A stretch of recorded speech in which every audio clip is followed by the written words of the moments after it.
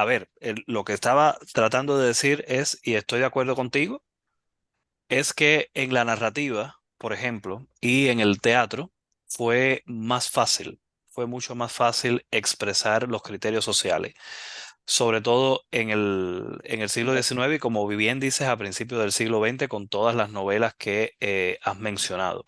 ¿Por qué? Porque el autor muchas veces pone como una máscara, utiliza los personajes para dar sus propios criterios.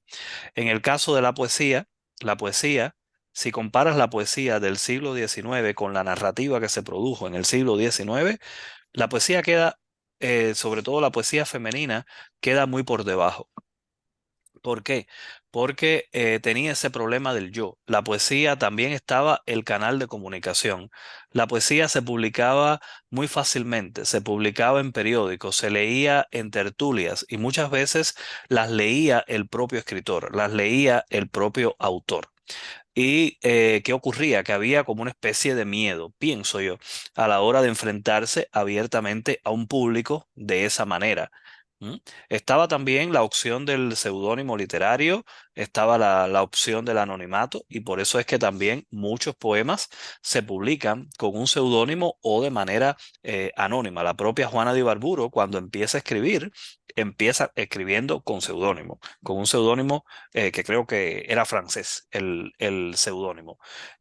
Por ejemplo, si tenemos una novela como la que escribió Gertrudis Gómez de Avellaneda, que se llama Dos mujeres, ahí está la situación, o SAP, que está la Ah, situación ujú. de la mujer, ¿no? La mujer vista también como una esclava. Em, pero son personajes. El escritor en ese caso está usando personajes. Yo creo que la novela y el ensayo, bueno, el ensayo ya es más directo también, pero la novela y el teatro fueron más efectivos a la hora de mostrar la problemática social que la poesía. ¿Por qué? Porque la poesía tiene esa limitación. En ese sentido, la poesía va más a otra cosa. O sea, es al menos en el siglo XIX, porque ya te digo que estas mujeres a principios del siglo XX, en el sentido de ruptura con la tradición anterior, fueron muy atrevidas a la hora de expresar el erotismo, a la hora de expresar la maternidad, a la hora de expresar la libertad. Pero fíjate que en el caso de Juana de Ibarburo, ella prácticamente trató de empañar eso y decir, no, no, es que mi poesía, yo en aquel momento, yo no sabía lo que yo estaba haciendo. Yo era una adolescente y yo no sabía dónde yo tenía en ese momento la cabeza. Y entonces esos poemas fueron escritos por alguien que todavía estaba muy poco madura, ¿no? Más o Ujú. menos es lo que dice ella. O sea, ¿por qué? Porque eso es asumido como la voz del autor, como la voz del escritor, mientras que el novelista tiene esa galería de personajes. Y es verdad que, por ejemplo, hay muchos novelistas que han tenido que enfrentar muchos problemas por lo que han escrito. ¿Eh? Eso hay muchos casos en la literatura de eso, de novelas que se han considerado atrevidas, de novelas que se han considerado escandalosas, pero yo creo que en última instancia el escritor de una novela siempre va a tener el amparo, va a tener mayor amparo de sus personajes. Y de Mm. decir, bueno, esto está en boca del personaje, aunque tú sepas internamente que lo está diciendo el escritor, porque tú tienes toda la razón. O sea, inmediatamente te das cuenta cuando el escritor para la voz del personaje y comienza a hablar como si fuera él. Ujú. Y él empieza a discutir y a decir y prácticamente ya la novela deja de ser ficción y pasa a ser testimonio, pasa a ser ensayo.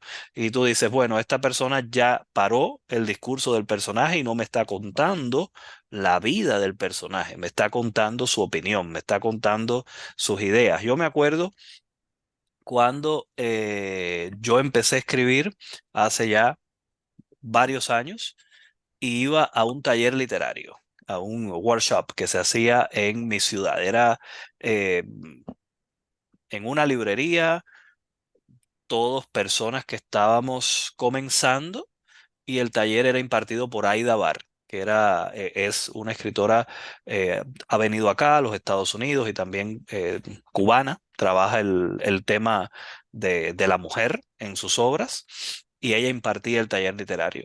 Y siempre ella nos decía, tienen que tener mucho cuidado con la voz del personaje.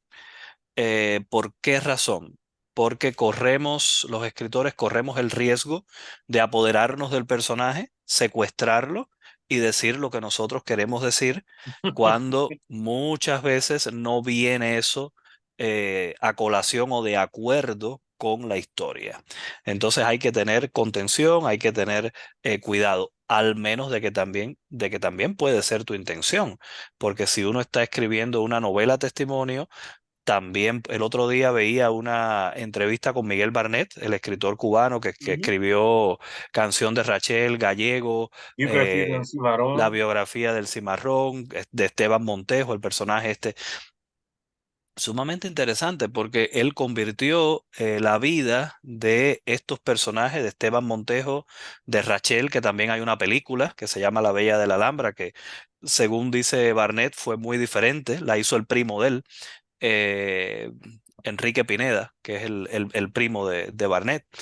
Y, eh, y dice Barnett que bueno, que la película fue muy diferente a su historia, a lo que él quería contar, pero lo que quiero decir que él tomó la vida de todos estos personajes y las convirtió en novela testimonio y tiene una importancia Barnett porque fue prácticamente para Latinoamérica el que inaugura, ¿no? Ese género y es increíble, ¿no? Ujú, La obra que él hizo. Pero es como te digo, el autor de novelas, el autor de ficción, igual que el autor teatral, tiene siempre como el apoyo de sus personajes. Siempre tiene el apoyo de sus ujú, personajes. Los poetas, claro. sobre todo antes, se cuidaban más. Ya no, porque afortunadamente esas barreras, ¿no? Se han ido rompiendo y ya, pues hoy en día, hasta cierto punto, porque también está hoy el tema de lo políticamente correcto, de lo políticamente incorrecto, ¿no? Que también te va poniendo como frenos, eh, pero hay más libertad a la hora de escribir, a la hora de expresar. En el caso de las mujeres, sí digo que ellas tenían que cuidarse mucho y por eso es que vamos a ver ese discurso uniforme, ¿no? Que yo mencionaba y que a esta persona estudiosa, me imagino porque no sé quién es, sabes que eso, la revisión por pares es anónimo, me imagino que haya sido una persona estudiosa del siglo XIX y que, como te digo, uno se apasiona con el campo de estudio, pero yo pienso que también tenemos que saber ver las limitaciones de los autores y poner a cada quien en su época. O sea, estas escritoras hicieron bastante. No podemos pedirles más, no podemos pedirles que actúen ni que piensen como una persona del siglo XXI que tiene celular, Netflix y Exactamente. acceso a Internet a 24 horas del día y que vive en Estados Unidos, donde hay cierto, o sea, no podemos olvidarnos